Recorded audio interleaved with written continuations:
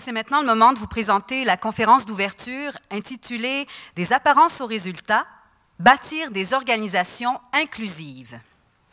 Elle est basée sur une étude qui explore le lien étroit entre l'inclusion, le courage en affaires et la croissance. Notre conférencier invité, M. Marc Perron, est associé directeur pour le Québec chez Deloitte et chef de l'inclusion pour le Québec. En affaires depuis plus de 20 ans et siégeant sur différents conseils d'administration, dont celui de la Jeune Chambre de commerce de Montréal et celui du quartier de l'innovation, Marc Perron est reconnu pour sa capacité à apporter des solutions novatrices aux clients. Il crée également des façons inédites pour susciter l'engagement des employés et leur faire vivre des expériences variées, et ce, dans un environnement tout à fait inclusif. Mesdames et messieurs, une bonne main d'applaudissements pour M. Marc Perron.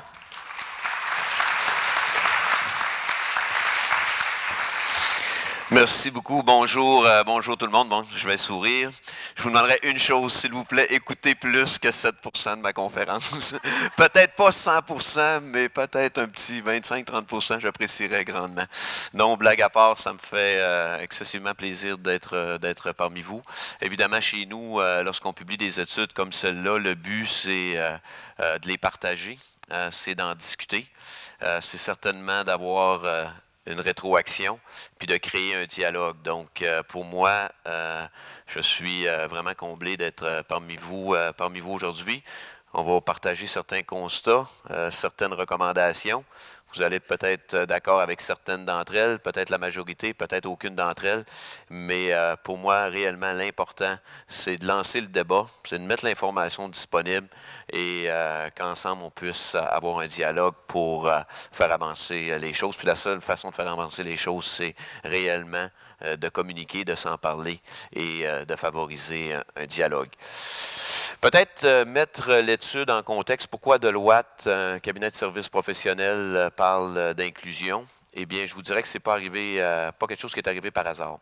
Il y a quelques années, à l'aube du 150e du Canada, étant la plus grande firme de services professionnels au pays, même au monde, on a décidé de mettre sur pied une série de recherches qui s'appelle encore Le futur du Canada, à l'aube de son 150e anniversaire, pour se projeter dans le temps. On a regardé dans le passé, puis on a dit on a créé beaucoup de richesses pour la collectivité dans les 50 dernières années. On est à la croisée des chemins. Dans 25 ans, de quoi aura l'air notre pays? Qu'est-ce qu'il faut faire pour garder ce même niveau de richesse-là? Mais surtout, qu'est-ce qu'on doit faire pour le bonifier et l'améliorer? On a fait une première étude sur la productivité. Tout le monde le sait. C'est beaucoup documenté qu'on a un écart de productivité au Canada si on se compare à d'autres grandes nations à travers le monde. On n'a qu'à penser aux États-Unis, mais c'est la même chose avec certains pays d'Europe et pays d'Asie. Donc, on a fait cette première étude-là sur la productivité, qui a été suivie par une deuxième, où non seulement on faisait l'état des constats, puis on expliquait la cause, mais dans la deuxième étude, on a poussé beaucoup plus loin certaines recommandations pour réduire l'écart de productivité. A résulté de ça une troisième étude qui, celle-là, a été publiée en 2016 et qui a fait couler beaucoup d'encre. J'ai fait plusieurs conférences sur l'étude. C'est une étude sur le courage en entreprise. Ça a été repris par plusieurs médias, plusieurs entreprises, des organes gouvernementaux avec qui on a discuté de l'étude. Et pourquoi c'était si... il y a eu un engouement par rapport à cette étude-là, c'est que pour la première fois, on a démontré de façon empirique qu'il y a un lien entre le niveau de courage d'une entreprise et sa performance financière, sa capacité à créer des emplois et sa capacité à créer de la richesse. Donc, la question qui a été posée ou qui a été étudiée, c'est quoi les caractéristiques qui font qu'une entreprise est courageuse? On a sondé dans cette étude-là, on a étudié 1200 entreprises à travers le Canada, toute industrie et de différentes tailles. Donc, l'échantillon est extrêmement représentatif. Puis, les facteurs qui font qu'une entreprise est courageuse, donc plus de courage, comme je disais, plus de résultats, sont les suivants. Premièrement, la capacité à prendre des risques calculés. Voir le risque comme une opportunité et non pas le risque comme une explication pour ne pas faire quelque chose. Le deuxième élément, remettre en question le statu quo de façon continue, faire les choses différemment. S'efforcer, comme équipe de gestion, à toujours repousser les limites, à apporter de nouvelles solutions et à voir les problèmes de façon différente. Le troisième élément du courage sont des entreprises qui font ce qui est juste pour le bien commun. Donc, qui n'ont pas seulement une vision de maximisation du profit à court terme, mais qui pensent au bien-être de l'ensemble des parties prenantes avec une vision à moyen et long terme. Et le quatrième élément, celui qui nous amène ici aujourd'hui, les entreprises courageuses sont celles qui ont des valeurs d'inclusion profondes. Sont celles qui reconnaissent que c'est une richesse d'avoir des gens avec un background, une culture différente, des gens avec des compétences, des connaissances, des expériences différentes. Quatrième élément qui fait qu'une entreprise est courageuse. Dans l'étude, on a conclu qu'il y avait seulement 11% des entreprises canadiennes qui étaient réellement courageuses. 1 sur 10. Par contre, la bonne nouvelle, c'est qu'il y en avait pratiquement 30 ou un peu plus de 30% des entreprises qui étaient sur la bonne voie, qui avaient certains des attributs, certains plus que d'autres, mais il en manquait un peu pour qu'ils se qualifient comme une entreprise très courageuse. Puis lorsqu'on a gratté plus loin, on s'est rendu compte que parmi ce bassin d'entreprises-là, qui était quasiment rendu, ce qui manquait le plus, c'était les valeurs d'inclusion. Seulement 18% de ces entreprises-là avaient des valeurs d'inclusion profondes, donc 82% par défaut avaient encore du travail à faire. Puis si ils s'attaquaient à cet attribut-là, pour la majorité d'entre elles, allaient devenir des entreprises courageuses et, comme on l'a démontré dans l'étude sur le courage, avoir plus de résultats. Donc, ce qu'on a fait dans la quatrième étude, en partant de ça, on est retourné voir nos 1200 entreprises qu'on avait sondées pour se rendre compte qu'il fallait changer les choses.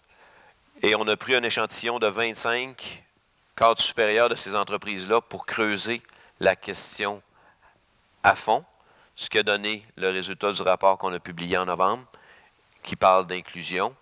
Et c'est ce que je vais vous présenter aujourd'hui, nos recommandations par rapport à ça. Les recherches, si on isole le critère de l'inclusion par rapport aux entreprises ou les organisations, on parle d'entreprises, mais on parle aussi d'organisations, ça inclut des organismes sans but lucratif. Si on regarde celles qui sont considérées comme très inclusives, eh bien, on voit très bien qu'ils ont des résultats qui sont différents des autres, qui sont beaucoup meilleurs que les autres. On dit que 91% de ces organisations-là sont prêtes à faire face à une problématique qu'ils vont rencontrer. Sont prêtes à faire face à des défis auxquels ils seront confrontés.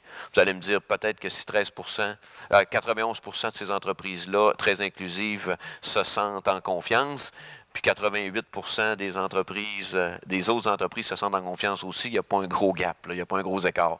Eh bien, quand on compare les deux, c'est seulement 40% des entreprises qui ne sont pas très inclusives, qui ont le même sentiment de confiance à faire face aux défis qui s'en viennent. Évidemment, les entreprises très inclusives sont plus ouvertes sur le monde, ont une meilleure capacité d'attaquer de nouveaux marchés, autant à travers les provinces du Canada qu'à l'international. Les entreprises très inclusives ont une meilleure capacité à croître leurs revenus, une meilleure prévision en termes d'augmenter leur main-d'œuvre, c'est 41% versus 17%. Et on parle de faire les choses différemment. Eh bien, les entreprises très inclusives pensent augmenter leurs dépenses en recherche et développement de 49% dans les 5 prochaines années. C'est à peu près 20% pour l'ensemble des autres entreprises. Donc, clairement, de façon empirique, de façon mathématique, on est capable de démontrer que les entreprises inclusives performent mieux. Fait qu'on On part de ce constat-là, on dit qu'il y a une meilleure performance, il y a encore du travail à faire. On regarde les statistiques un peu plus macro au niveau de l'inclusion ou de la diversité au Canada. Puis vous voyez certains chiffres ici. Le taux de participation de la main-d'œuvre des nouveaux immigrants, 63 versus 67 le taux de participation des Autochtones, 10 de moins que la moyenne nationale. Taux de participation main-d'œuvre, un taux qui est stable depuis 10 ans, malgré le grand problème de pénurie de main-d'œuvre qu'on vit présentement au Québec et au Canada. Les personnes handicapées, 74 de la population en général sont actifs sur le marché de l'emploi, seulement 48 au niveau des personnes handicapées. Ce qui est pire, c'est lorsqu'on sonde les gens avec un handicap, 27 d'entre eux ont mentionné que leur supérieur immédiat n'était même pas au courant de leur handicap. Donc, clairement, un problème de communication et de compréhension mutuelle. Minorité visible. Conseil d'administration, l'organe ultime de décision dans les organisations, 4,5 des sièges au conseil d'administration de ces entreprises-là sont comblés par des gens de minorité visible, alors que c'est 23 dans la population canadienne en âge de travailler. Au niveau des femmes, même chose au niveau des directions des entreprises, 35 des postes de direction, alors qu'elles sont plus que 50 de la population canadienne. Donc, clairement, encore beaucoup de travail à faire, puis on ne peut pas être collectivement satisfait de où on est rendu. Une des choses importantes, c'est de bien faire la différence entre la diversité et l'inclusion. C'est important de le faire parce qu'on parle beaucoup de diversité, puis c'est bien, mais pour nous, la diversité sans l'inclusion, il manque l'étape la plus importante. La diversité, c'est facile. C'est facile à mesurer, c'est facile à compter, ça se voit. Ce qu'on fait, on compte nos différences. Combien de femmes, combien de gens de minorité visible, combien de gens de la communauté LGBTQ+. Ça se compte, c'est facile. C'est facile de mettre des programmes en place pour mesurer la diversité. C'est facile de se mettre des quotas. C'est facile de sentir comme organisation qu'on a fait quelque chose. On avait 2 de minorité visible, on est rendu à 4. On a doublé, donc fantastique, bravo, hein, on est sur la bonne voie. Mais clairement, ce qui est plus difficile à atteindre, puis ça touche tout le monde, c'est l'inclusion. C'est quoi l'inclusion? C'est permettre à tout le monde d'une organisation de se sentir bien, de se sentir à l'aise d'être qui il est, de se sentir qu'il a une voix au chapitre, qu'il est écouté, puis qu'il est entendu, puis qu'il est là pour contribuer, d'amener sa propre contribution. Donc, clairement, pour nous, c'est important de le mentionner. On ne dit pas que la diversité n'est pas importante. Au contraire, ça prend beaucoup de diversité. C'est la base de ce qu'il faut accomplir. Mais ce qui est réellement important, c'est changer la culture de nos organisations pour reconnaître, qu'il y a une force à avoir de la diversité, puis que cette force-là, on la matérialise lorsqu'on est inclusif, c'est-à-dire lorsqu'on va chercher les opinions de tout le monde, qu'on les met sur la table, puis qu'on s'assure que tout le monde contribue et a voix au chapitre. Donc, encore une fois, il faut passer d'une mentalité axée sur la représentation, il faut passer d'une mentalité qui est de compter nos différences vers une mentalité d'unification et de reconnaître la contribution unique que les gens peuvent apporter. Il y a deux forces cruciales dans le marché qui vont nécessiter qu'on pousse encore plus la question de diversité et d'inclusion. Mais comme je le disais, pour nous, c'est un avantage si on le fait bien. Évidemment, les nouvelles générations, la démographie du marché du travail est en train de changer de façon extrêmement rapide, je vais y revenir, mais aussi les technologies. Les technologies à développement exponentiel, là, je pense à toute la numérisation, le big data, l'intelligence artificielle, la robotisation avancée. Dans les organisations comme la nôtre, ça change de façon considérable notre façon de travailler, mais aussi de la façon dont on interagit entre nous. Donc, clairement, il faut faire attention à ces avancées-là. Pas faire attention aux avancées technologiques, elles sont là, sont bonnes, elles sont là pour rester, mais il faut être conscient de ça. Puis clairement, ça va révolutionner notre façon de travailler, puis comme je disais, d'interagir entre nous.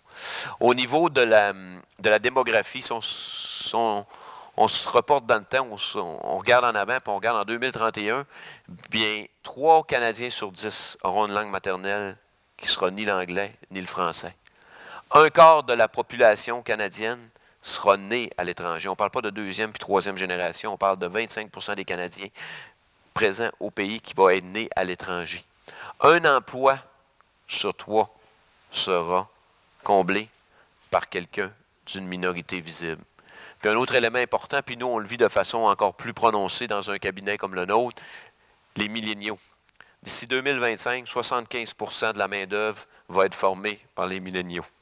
Puis je peux vous dire que des fois, ils ne pensent pas pareil comme nous. Mais c'est quand même une superbe richesse. Ils ont à leur honneur des valeurs d'inclusion qui sont plus profondes. Quand on sonde les milléniaux, ils disent qu'une organisation inclusive, c'est important pour eux à la hauteur de 40 quelques %, si je me souviens bien, alors que je pense que c'est 47%.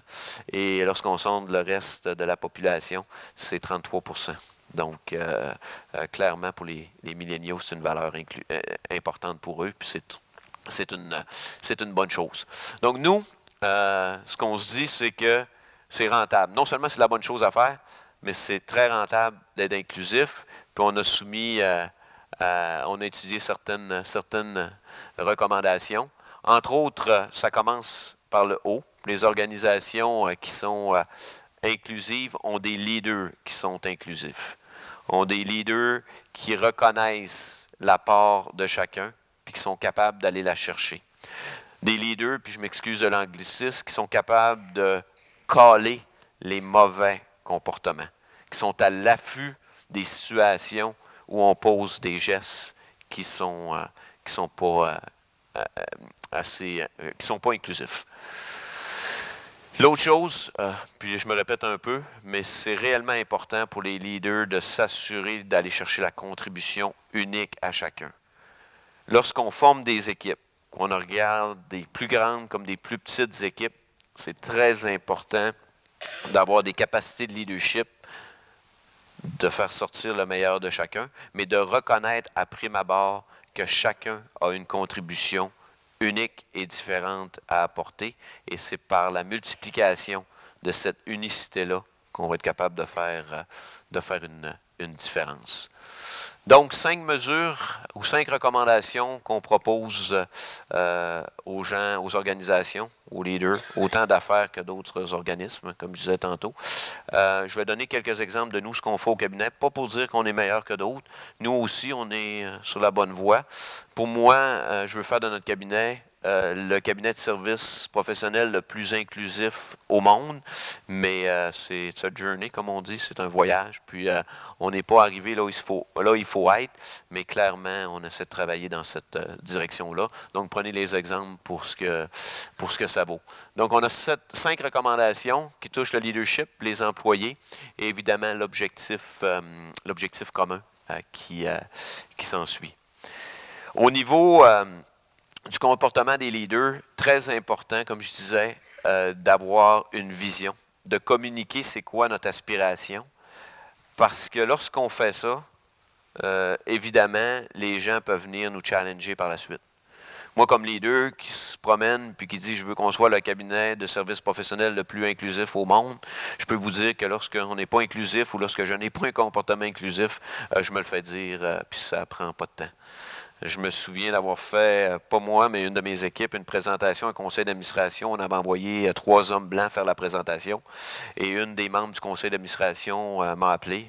Puis elle m'a dit, Marc, parler d'inclusion, là, mais il me semble qu'une fille dans votre équipe, une femme dans votre équipe, ça aurait été la bonne chose à faire sur une équipe de 3. Puis la personne avait entièrement raison, puis elle a bien fait de m'appeler. Donc, d'avoir des leaders qui donnent une vision, qui s'affirment publiquement, puis qui prêche par l'exemple, c'est très important. Une des choses qu'on a faites chez nous aussi, c'est qu'on a fait certaines études pour enlever certains roadblocks ou certaines problématiques qu'on avait en travaillant avec les gens. Par exemple, on s'est rendu compte que lorsqu'on parlait à nos jeunes femmes, eh bien, toute la question d'avoir des enfants ou tout le questionnement par rapport au timing pour elles d'avoir des enfants arrivait souvent à un moment charnière par rapport à leur promotion. Donc, on a mis beaucoup d'efforts pour s'assurer que nos leaders comprenaient ça, s'assurer qu'on supportait nos femmes, qu'on travaillait sur leur leadership et qu'évidemment, on s'assurait qu'il n'y ait pas d'impact.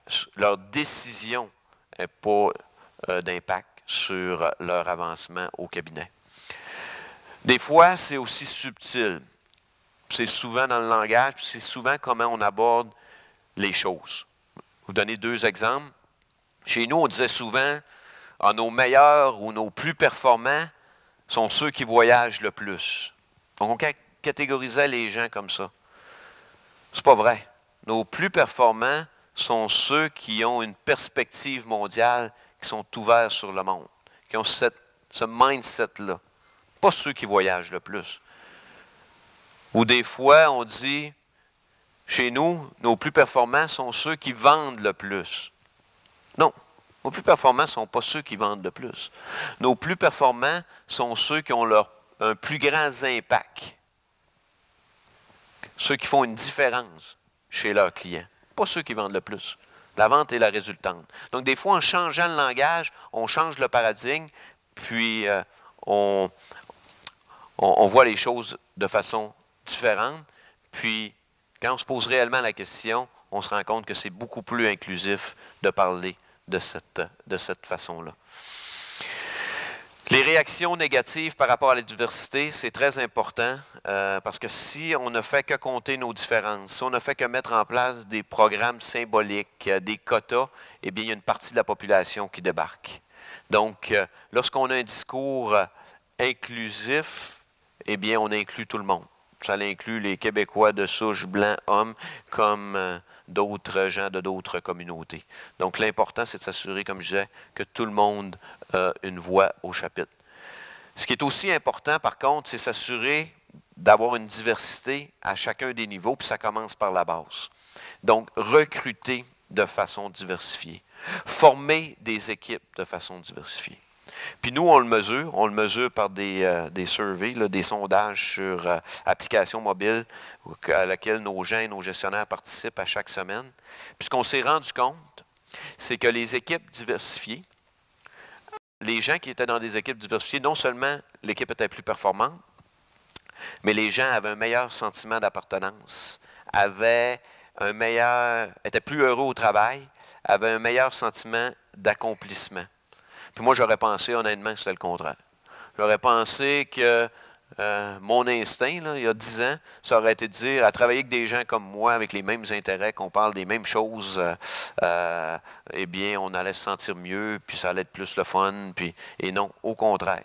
Au contraire, les équipes qui performent le plus au niveau du rendement, mais aussi les équipes qui se sentent le mieux, sont les équipes les plus diversifiées. Puis comme je le dis, on a des moyens de le mesurer à chaque semaine. On est capable, avec de l'analyse poussée de données, et puis les questionnaires, de voir comment nos gens se sentent de façon quasi journalière. Une chose qu'il faut faire aussi, si on veut que les gens contribuent, puis on va aller chercher leur opinion, eh bien, il faut accueillir les conflits. Il faut voir les conflits de façon positive, parce qu'il y a des conflits qui sont positifs, puis qui amènent l'organisation ou les gens à voir les choses différemment et à penser différemment. Le troisième élément, je l'ai couvert un peu tantôt, c'est toute la question des milléniaux. 75% de la main-d'œuvre d'ici 2025 composée de milléniaux. Je pense qu'on a une occasion unique de leur faire une plus grande place dans nos organisations parce qu'ils sont plus inclusifs. Ils sont différents. Ils demandent des choses, ils ont des attentes, je devrais dire, différentes, surtout au niveau de la flexibilité, au niveau de la façon dont ils veulent avoir de la rétroaction quasi instantanée. Mais ce n'est pas vrai qu'ils veulent travailler moins fort, ce n'est pas vrai qu'ils veulent moins contribuer. Au contraire, s'ils sentent que ce qu'ils font ont un impact, eh bien, ils vont travailler autant que moi quand j'étais plus jeune. Mais ça nécessite que les organisations fassent des changements importants. Chez nous, il a fallu faire de grosses modifications. On s'est rendu compte que nos lieux de travail traditionnels, mais ça ne fonctionnerait pas pour la nouvelle génération. Si on voulait réellement vivre nos valeurs d'intégration, d'inclusion, nos valeurs de flexibilité, eh bien, il fallait complètement changer notre façon de travailler, puis ça passait par des nouveaux lieux de travail. Je ne sais pas s'il y en a d'entre vous qui avez visité nos locaux, mais à chaque semaine, il y a des centaines de personnes qui viennent à Montréal, même ça fait 2 ans qu'on est dans notre nouvelle tour. C'est un projet canadien, on va avoir renouvelé 80% de nos espaces de travail d'ici 2020. On vient de déménager à Québec, nos gens, la semaine passée. Mais c'est un environnement complètement flexible, complètement démocratique, où les gens travaillent au moment et à l'endroit où ils se sentent le mieux pour effectuer leur travail. C'est soit dans un des 18 types de postes de travail qu'on a au bureau, c'est soit à la maison, c'est soit au Starbucks, c'est soit le matin, c'est soit le soir, c'est soit en milieu de nuit. Mais pour nous, ce qui est important, c'est de donner la flexibilité à nos gens de travailler au moment, à l'endroit, habillés comme ils se sentent le mieux pour effectuer leur travail. Quand je dis que c'est un espace complètement démocratique, l'endroit où tu travailles est influencé par ce que tu dois faire comme travail et non pas par ton poste dans l'organisation. Si c'est ta première journée au bureau puis tu as besoin d'un espace fermé pour faire un appel, tu as accès à l'espace fermé. Puis si tu es comme moi, puis tu es l'associé directeur du bureau, puis tu n'as pas besoin d'un espace fermé, ben, tu travailles dans un espace ouvert avec les gens. Puis les gens changent de place 3, 4, 5 fois par jour, complètement agile, dans un contexte où, dans un environnement où on favorise les collisions. Donc, les gens se rencontrent, travaillent un à côté de l'autre, puis ça permet d'avoir beaucoup plus d'interaction entre les gens. Donc, c'est un concept maintenant qu'on développe avec beaucoup d'autres entreprises au Canada, mais c'est un concept qu'on a développé principalement pour les milléniaux, sachant que les façons de travailler changeaient, et aussi dans un contexte où on voulait carrément briser les barrières hiérarchiques pour créer plus de collisions, plus de collaboration entre nos gens pour vivre nos valeurs d'inclusion plus à fond. Je pense qu'on a une opportunité comme leader de changer le cours des choses. C'est important de le faire maintenant. Je ne pense pas qu'on peut repousser le problème, en avant. La beauté, c'est qu'il y a beaucoup de gens qui font de la recherche sur le sujet présentement. Vous le savez, au niveau de l'embauche, il y a beaucoup de logiciels qui permettent d'enlever les biais qu'on peut avoir au niveau de l'embauche, des logiciels que nous, on utilise au cabinet. Et un changement de mindset important au niveau du fit. Parce que moi, je me souviens, lorsque les gens passaient à travers le processus de recrutement chez nous, bien, ils amenaient un associé comme moi, puis ils disaient, bon, ben, la dernière étape, c'est de s'assurer qu'il y ait un fit dans l'organisation.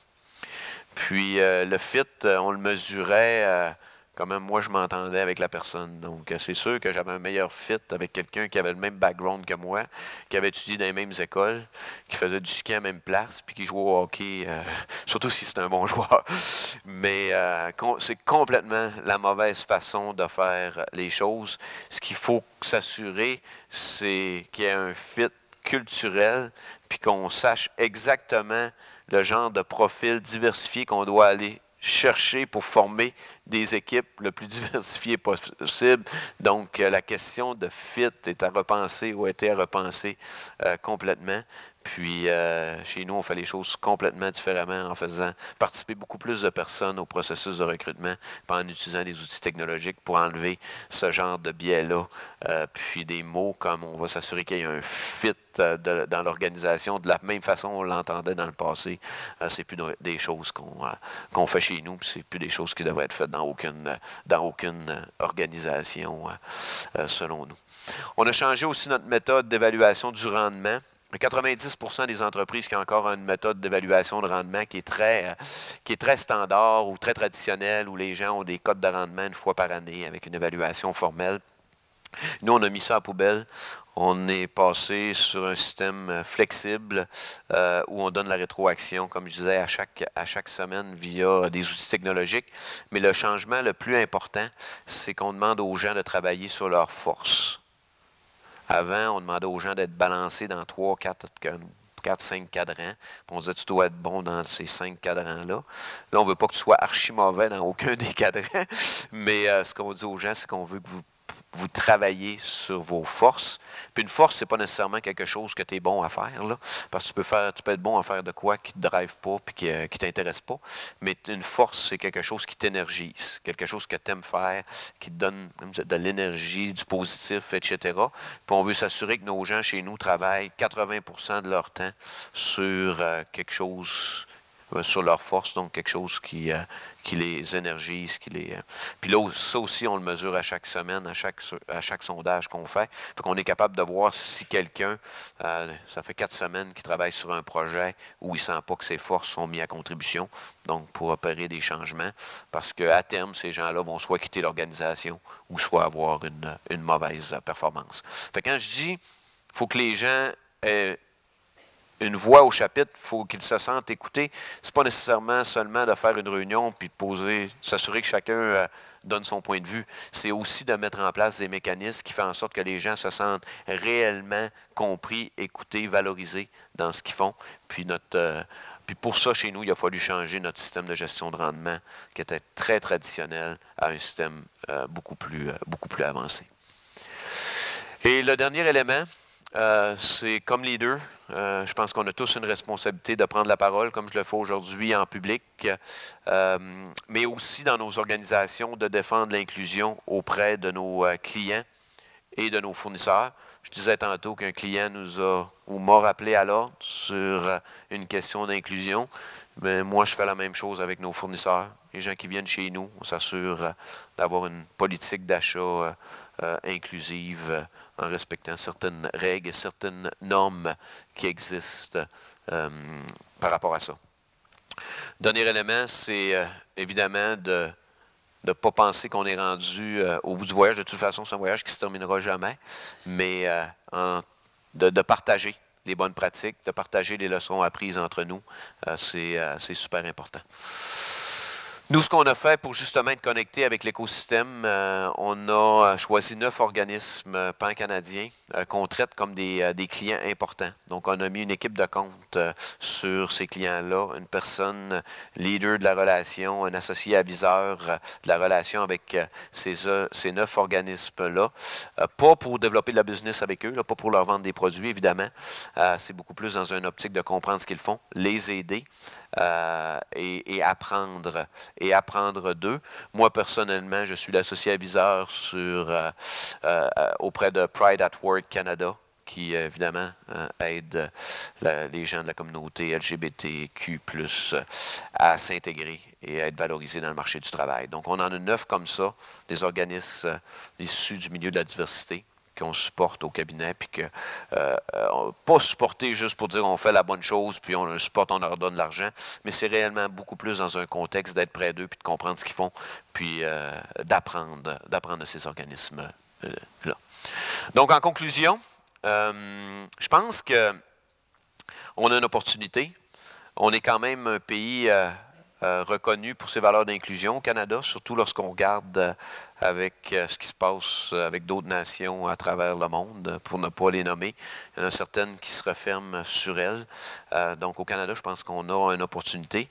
Puis lorsqu'on réalise que non seulement l'inclusion, c'est la bonne chose à faire, mais c'est une chose rentable à faire, eh bien, je pense que collectivement, on doit saisir la balle au bon, puis on a tous une responsabilité d'ensemble de faire arriver les choses, changer le cours des choses, puis je pense que, clairement, l'étude démontre que si on fait ça, on va avoir une économie plus prospère et une richesse collective beaucoup plus grande que ce qu'on a aujourd'hui. Merci, bonne journée.